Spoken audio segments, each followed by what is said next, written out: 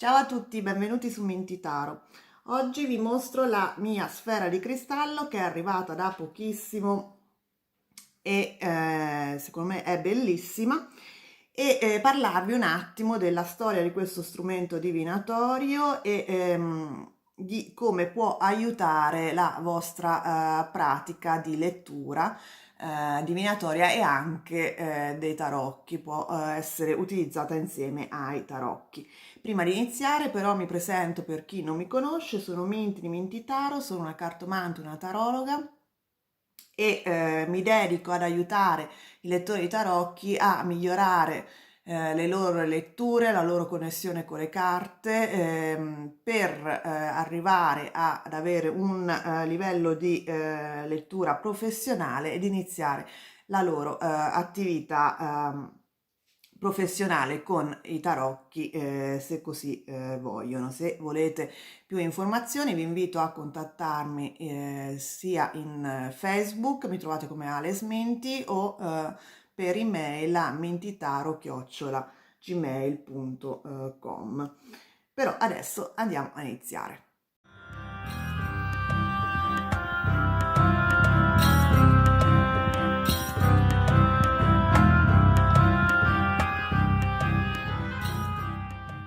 Bene, questa sfera ha un diametro di 10 centimetri, è in vetro appunto, l'ho comprata in Amazon, vi metterò poi il link in descrizione. È una sfera il cui cioè viene venduta per i fotografi professionisti in realtà, perché questi la utilizzano per poter creare degli effetti particolari per le loro foto. Però è di fatto una sfera di cristallo che può essere utilizzata anche appunto per pratiche esoteriche e divinatorie.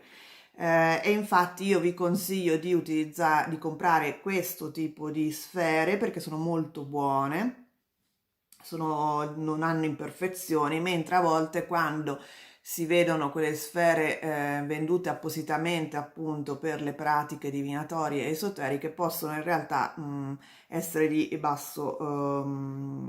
bassa qualità, almeno questa è la mia esperienza. Ho notato che quando le vendono proprio per per questo scopo, quello divinatorio, sono o più piccole o più care o comunque non particolarmente trasparenti. Quindi vi invito a comprare quelle che utilizzano i fotografi professionisti. La larghezza, a me piace quella da 10 centimetri, quindi ho preso questa, però ce ne sono anche da 8 e non è che poi sia tanto importante quanto sia grande appunto per lo scopo esoterico, occultista o divinatorio, ecco insomma. Questa ancora non l'ho utilizzata perché devo ancora consacrarla e purificarla. E infatti alla fine del video vi darò appunto delle dritte per appunto purificarla e poi consacrarla per lo scopo appunto esoterico divinatorio. È uno strumento abbastanza antico, nel senso che le prime sfere di cristallo, magari non di questo tipo, magari proprio cristalli veri e propri utilizzati per scopo divinatorio, sono stati trovati risalenti all'Alto Medioevo. È una pratica appunto che si chiama cristallomanzia che si basa sulla lettura appunto divinatoria attraverso i cristalli, non necessariamente così belli tondi, possono essere dei semplici cristalli di rocca. Io fino adesso per esempio ho utilizzato per la cristalloscopia, si chiama anche i cristalli di rocca, anche l'acqua in un contenitore. Poi di questa categoria fanno parte anche i famosi specchi neri, che appunto permettono di percepire le energie sottili, appunto, tanto quanto in realtà la sfera di cristallo. Però a me piaceva, ero arrivata al punto in cui veramente ero diventata curiosa riguardo alla sfera di cristallo, quindi me la sono comprata. Comunque, questo tutto ciò per dire che in realtà non dovete per forza comprare una sfera di cristallo, che comunque non costa tantissimo, questa di questo tipo mi sembra sui 25 euro, una cosa del genere. Però questa è un po', è una pratica non facilissima, ci vuole molto esercizio. All'inizio può essere un po' scoraggiante, per cui io prima di investire in una vera e propria sfera di cristallo vi consiglio di iniziare con un bicchiere riempito d'acqua, con un cristallo di rocca, prima appunto di comprare una vera e propria sfera di cristallo. Poi è stata resa popolare la sfera di cristallo vera e propria da John Dean, che era il consigliere occultista esoterista veggente di Elisabetta I. È un personaggio estremamente importante nell'ambito esoterico, e appunto aveva una piccola sfera di cristallo, tra l'altro lui l'aveva di 6 centimetri mi sembra il diametro, per cui riusciva ad ottenere degli ottimi risultati, quindi di per sé 10 centimetri non sono proprio necessari. Tanto meno non sono necessari quelle sfere di cristallo di 20 centimetri, una cosa del genere di diametro. Però appunto poi è stata, diciamo, è uscita dall'ambito strettamente tecnico degli esoteristi, nel senso che prima appunto con John Dee, eccetera, era diciamo famosa all'interno della cerchia degli esperti, poi però nell'Ottocento è diventata conosciuta al grande pubblico, no? E quindi abbiamo avuto tutti quegli spettacoli anche di cabaret o comunque al circo, eccetera, eccetera, in cui il veggente utilizzava la sfera di cristallo e quindi faceva così con le mani. Ehm, Però appunto in realtà di per sé la cristalloterapia ha una storia molto più lunga e che come minimo risale all'Alto Medioevo, se non prima, se includiamo poi la lettura ehm, delle immagini nei contenitori di acqua, risale proprio agli albori, diciamo, della storia umana.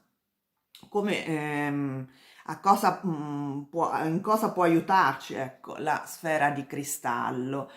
Beh, innanzitutto è un ottimo sistema, è un ottimo strumento per meditare, e se avete difficoltà a tacere la vostra mente e il vostro ego durante la meditazione, concentrarsi su le immagini all'interno cioè sulla sfera di cristallo, sulle possibili immagini che possono sorgere attraverso la sfera di cristallo, vi facilita la pratica meditativa. Io proprio mi ci perdo quando faccio questo tipo di pratica. Proprio entrate quindi in un trance automaticamente dopo pochi minuti, ecco, veramente. Infatti è anche un ottimo metodo per entrare in trance, un trance leggero, ovviamente, non perdete coscienza, però appunto riuscite a perdervi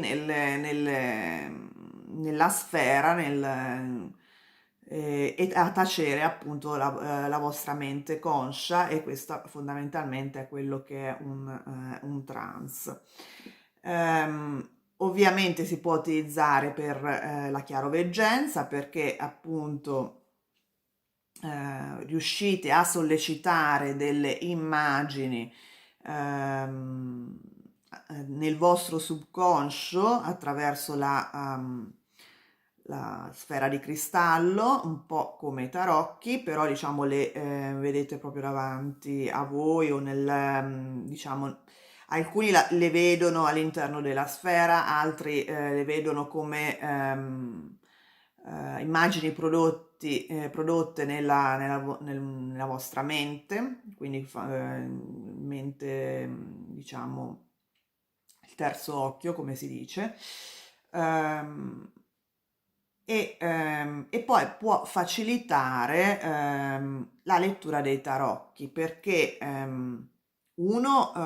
se la ponete sul tavolo e vi ehm, facilitate una forma di trance prima della lettura, questo facilita sicuramente la lettura dei tarocchi. E poi quando vi trovate, per esempio, un po' bloccati nella lettura dei tarocchi, potete appunto rivolgere la vostra attenzione alla sfera di cristallo, e questo stimolerà di nuovo le vostre capacità intuitive. Quindi magari leggete le carte accanto alla sfera, se avete dei dubbi vi riconcentrate sulla sfera di cristallo, e questo solitamente è un ottimo metodo per sbloccarvi, appunto perché migliora le capacità intuitive, ed entrate attraverso la sfera di cristallo in una forma di leggero trance, che ovviamente migliora la capacità intuitiva e soprattutto la capacità di contattare le energie sottili. Tanto è vero che come dire, utilizzarla in maniera abbastanza costante permette proprio di aumentare, di migliorare le proprie capacità psichiche di per sé. Anche se inizialmente non riuscite a vedere niente, è proprio un esercizio che vi permette di sbloccare qualsiasi blocco voi abbiate nelle vostre capacità intuitive e psichiche. Quindi, riassumendo, ha molti usi, non semplicemente quello della chiaroveggenza, però in realtà è un ottimo metodo per meditare, è un ottimo strumento di meditazione, è un ottimo strumento per entrare in una forma di trance, facilita la lettura dei tarocchi e la complementa molto bene, e migliora di per sé le nostre capacità psichiche. Come purificare e consacrare la sfera di cristallo? Innanzitutto va purificata, perché come tutti gli strumenti che ci aiutano nella percezione di energie sottili, che ci aiutano nella divinazione, per lavorare al meglio non devono avere energie che non c'entrano niente, cioè che energie di persone che hanno lavorato per costruire quello strumento o per trasportarlo, eccetera, eccetera. Quindi tutte queste energie vanno tolte, e e poi per appunto funzionare al meglio bisogna mettere la nostra intenzione verso quello scopo, ovvero consacrare lo strumento. In questo caso, siccome la sfera di cristallo di per sé è uno strumento legato alla luna, perché ha a che fare con l'inconscio, perché è legata all'idea dell'acqua, che è sempre legata all'inconscio.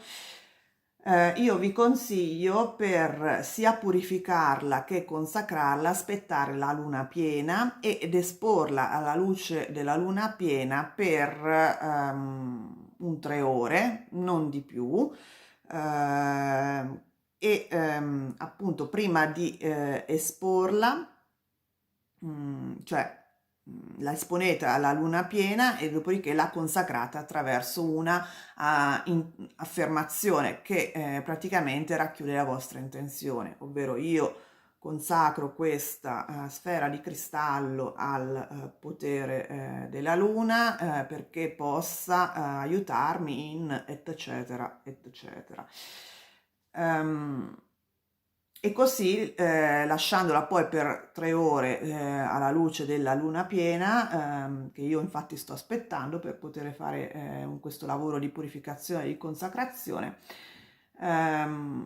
dopo 3 ore la togliete dal davanti alla finestra, per esempio, e la mettete in un luogo dove poi successivamente la luce del sole non la raggiunge. Perché dico questo? Perché la luce del sole assolutamente non deve, la luce diretta ovviamente del sole non deve toccare, raggiungere la sfera di cristallo per 2 motivi basicamente. Uno esoterico, perché comunque è legata alla energia della luna, la sfera di cristallo, quindi quella del sole non collima molto con questo discorso, ma molto più importante è la sfera di cristallo è una lente di ingrandimento, funziona allo stesso modo, per cui la luce diretta del sole viene canalizzata toccando la sfera, viene poi concentrata dall'altro lato e brucia qualsiasi cosa trova davanti a sé, quindi è molto pericoloso proprio anche a livello pratico, assolutamente non va esposta alla luce del sole. Io vi consiglio appunto di utilizzarla soprattutto di sera o comunque come in questo caso quando la luce del sole non tocca direttamente la sfera di cristallo, poi finito di utilizzarla, coprirla con un foulard tipo questo e la coprite così, anche più piccolo, ovviamente questo è grande, e così evitate incidenti casalinghi e evitate di doverla poi ripurificare alla luce della luna, eccetera. Nei prossimi video poi ho intenzione di fare un altro video per mostrarvi come utilizzarla nella pratica, soprattutto per un fine di chiaroveggenza. E fatemi sapere nei commenti se la utilizzate già, come vi trovate. Ricordatevi che quando comprate la sfera, questo mi ero scordata, quando comprate la sfera dovete pensare anche al supporto, quindi solitamente queste qui che vengono utilizzate per la fotografia viene con un supporto, questo in questo caso molto carino secondo me, ed è sufficiente, piccolo ma è sufficiente per evitare che cada. E quindi niente, fatemi sapere nei commenti come vi trovate, se l'avete già, se avete intenzione di comprarla e se vi ha mai incuriosito come strumento. Se vi è piaciuto il video vi invito a mettere il like, a iscrivervi al canale se non l'avete già fatto, soprattutto attivare la campanella in modo da non perdere i prossimi video e noi ci vediamo presto. Ciao!